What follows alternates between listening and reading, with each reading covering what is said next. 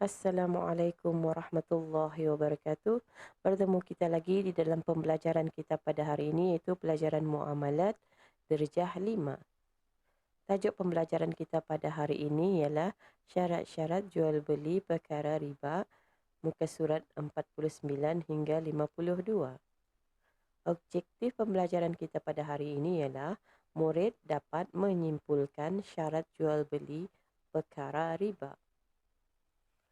Okay, tadi masuk saja arah pembelajaran tadi pada hari ini, iaitu sebelum masa pelajaran tadi yang minggu lepas, iaitu ia ada menyatakan perkara-perkara yang dalam riba tu ada dua, iaitu emas dan perak, dan yang kedua makanan. Okey, hari ini tadi masuk emas dan perak itu apa saja yang termasuk di dalamnya yang boleh menyebabkan ia riba tu. Okey, yang pertama iaitu emas yang diperbuat daripada emas, maksudnya di sini ya, dinar. Emas dinar dulu-dulu kita ni pakai emas dinar. Okay, yang kedua, perak yang diperbuat dari dirham, wang perak. Maksudnya dulu tu ya ada emas ada perak. Kalau yang perak tu lebih rendah sikit lah kualitinya daripada yang emas tu dipanggil dirham. Kalau yang paling mahal dinar, kalau yang murah sikit harganya dirham. Okey, yang ketiga, emas dan perak yang belum dilabur untuk dibuat perhiasan. Maksudnya di sini emas satu masih lagi berketul-ketul lah tu. Jadi ia masih lagi pure emas satu. Barat, kalau diangkat pun barat ni seketulan ni pun jadi kaya sudah ni. Okey, dah tu yang keempat, emas dan perak yang telah dilebur dan dibuat perhiasan seperti gelang dan subang. Subang ni maksudnya anting-anting Maksudnya emas dan perak tu kan, ia sebelum ni ia jadi macam mana kan ni? Lepas tu cara akan melaburkan ia, hendaklah tadi panaskan dulu, jadi cecair, lepas tu dibentuk. Dibentuk, menjadilah cincin, anting-anting, rantai, gelang dan seumpamanya. Dan duit-duit emasan ataupun perak. Itu maksudnya. Okey, hukum menukar mata wang seperti menukar mata wang Brunei, ringgit Brunei dengan mata wang Mekah, rial Saudi tertakluk kepada dua keadaan. Maksudnya di sini, tadi orang Brunei tadi makai duit dolar, ringgit dolar, makai duit dolar Brunei dan sementara orang-orang Mekah, diorang memakai duit namanya rial, rial Saudi Harga perbandingan Brunei dengan Arab Saudi tu macam 2,5 ganda lah. Kalau $1 Brunei tu artinya kalau duit Arab Saudi iaitu RM2.76 rial. Maksudnya di sini duit tani 2 kali ganda daripada duit rial Kalau kita ni menukar kenapa ia punya kuantitinya tu anda sama. Brunei RM1 sedangkan Arab Saudi RM2.76. Itu disebabkan oleh pertukaran mata wang itu mengikut kadar emas tu yang dilaburkan oleh kerajaan kita ni dengan kerajaan Arab Saudi. Berapa banyak kadar pelaburan yang telah dilaburkan diorang di dalam perbisnesan di dunia lah tu maksudnya. Sebab tu tak ada perbandingan duit dolar Brunei dengan duit rial Arab Saudi Okey, maksudnya yang nombor satu sini, jika mata wang mempunyai nilai dan kadar emas semasa hukum jual beli, penukaran hendaklah memenuhi syarat jual beli emas dengan emas.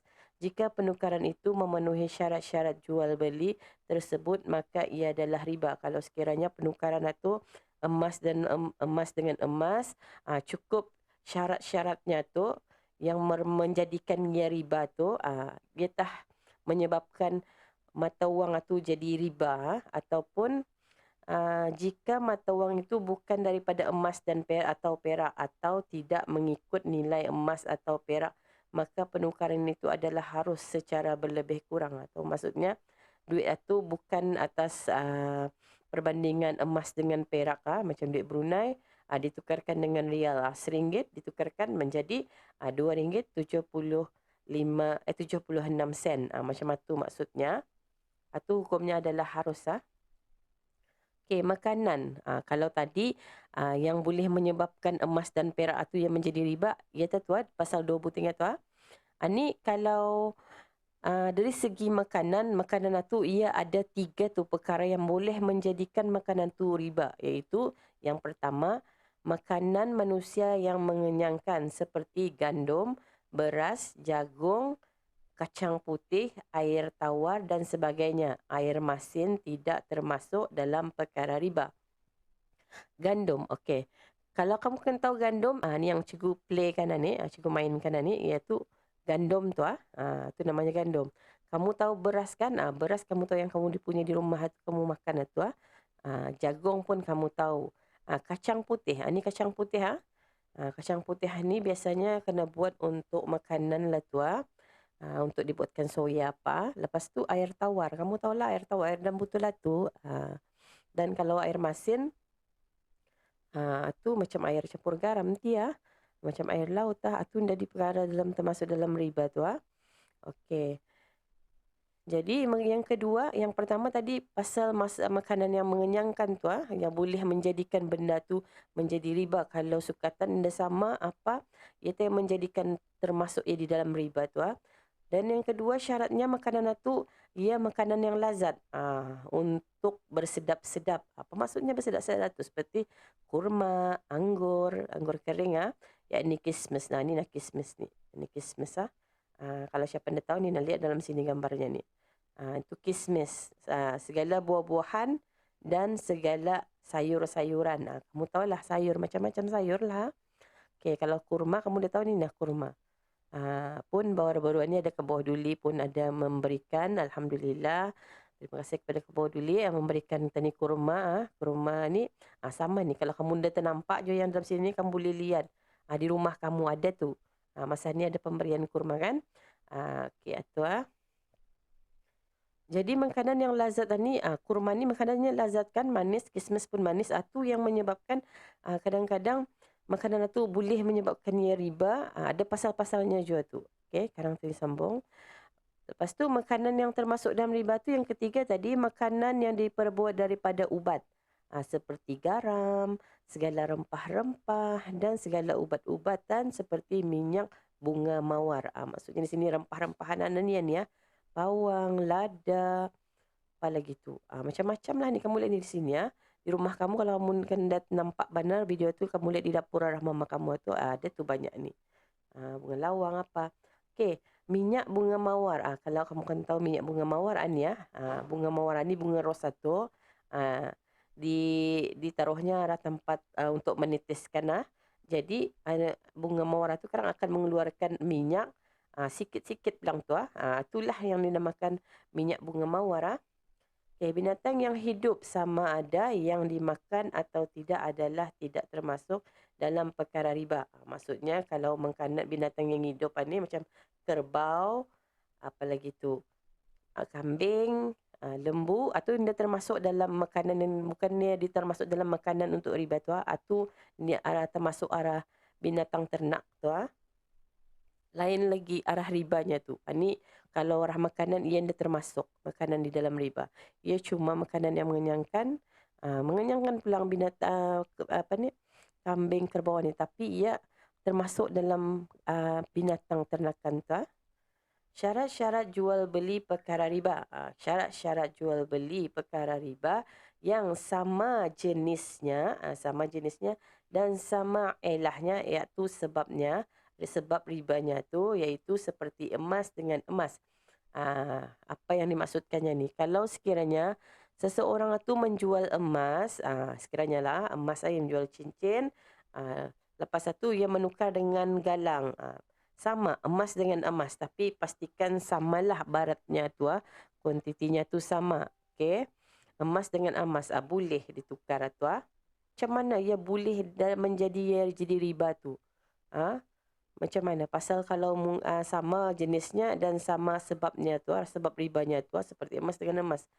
Satu, hendaklah kedua-duanya sama berat timbangannya. Supaya mengelakkan ia daripada inda terkena riba, hendaklah timbangan emas satu sama beratnya. Kalau cincin tu 1 gram, galang tu pun mesti 1 gram. Walaupun dia corak emas dengan cincin tapi beratnya sama. Tu mesti ia sama timbangannya ataupun sama banyak sukatannya. Yang kedua, hendaklah dilakukan secara tunai. Dilakukan masa tu jua di tunai, dibayar. Di dalam masa berakad tu, di sana membayar.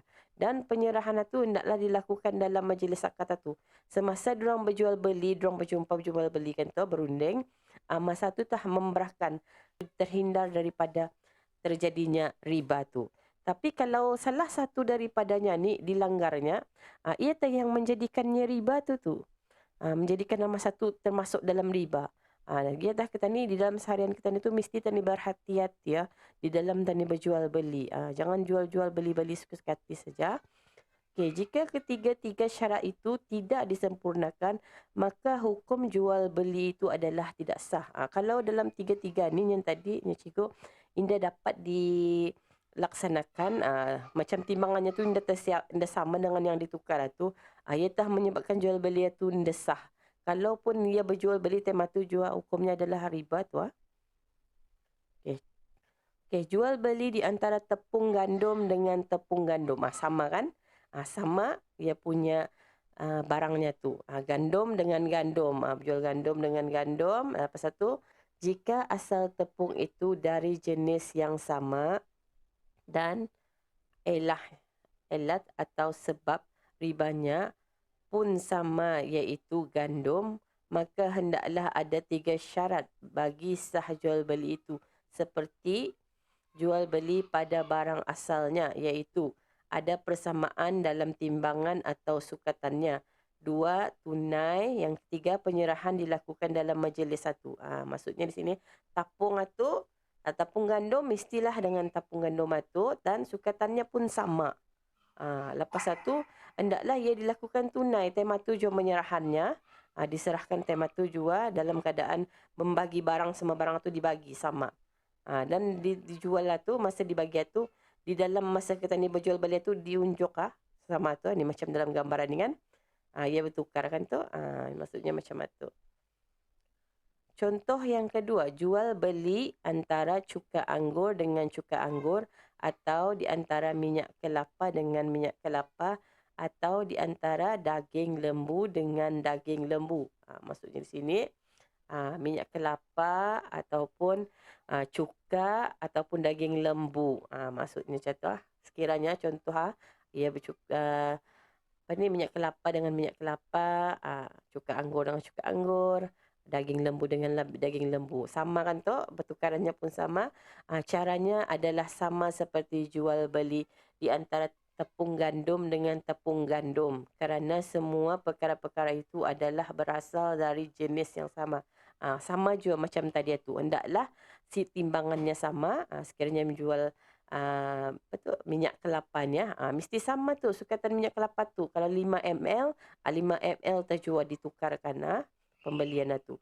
Lepas tu hendaklah ia dibayar secara tunai dan hendaklah di dalam penyerahannya tu masa tadi tembak akad tu. Samanya.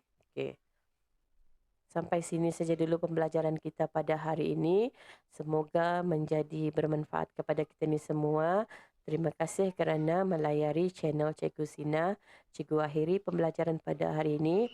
Assalamualaikum warahmatullahi wabarakatuh.